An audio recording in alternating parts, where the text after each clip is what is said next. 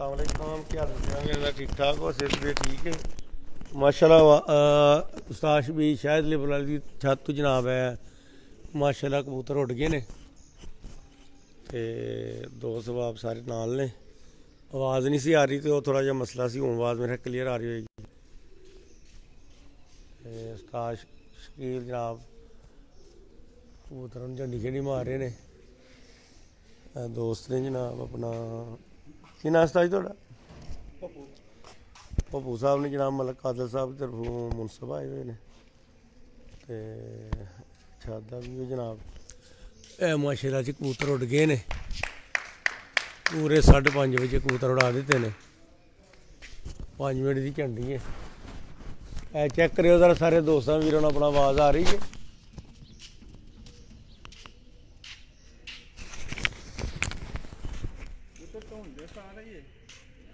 उत्ते धोंदे आहो साई देखो टाइम हो गया झंडी का। हाँ जी चेक करो जरा आवाज़ आ रही है भला।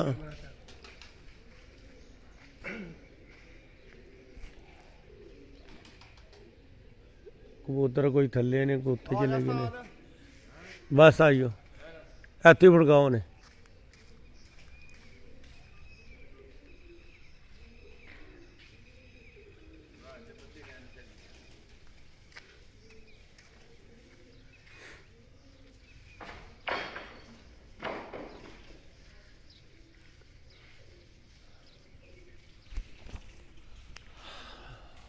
लोई कबूतर उच्चे हो रहे ने ते बिल्कुल जेड़ा ना पूरा मौसम धुंध दा मौसम है, काफ़ी धुंध है।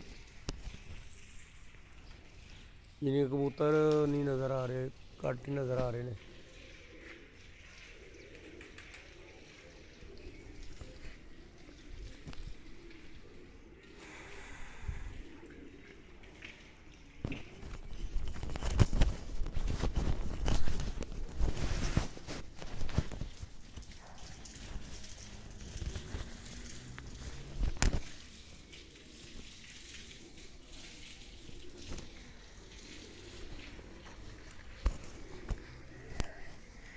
मौसम बड़ा साफ है ते धुंध है फिलहाल।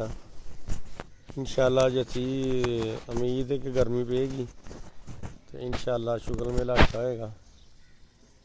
सारे दोस्तों से बिना के रिक्वेस्ट है कि सारे लिए दुआ करो, अल्लाह पाक सानू इज्जत देन, इंशाअल्लाह अच्छा शौक मिले।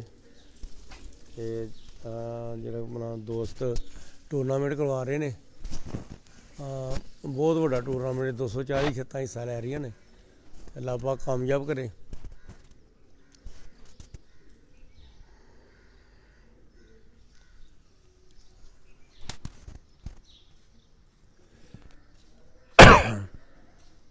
के दोस्त ने गपशप लानी होए तो आइयो लैन ते सुबह का टाइम है। चलो अल्लाह पाक खैर करे तो गपशप लाइए।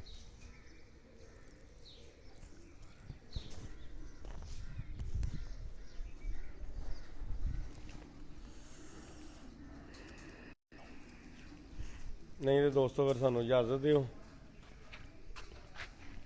अल्लाह हाफिज़।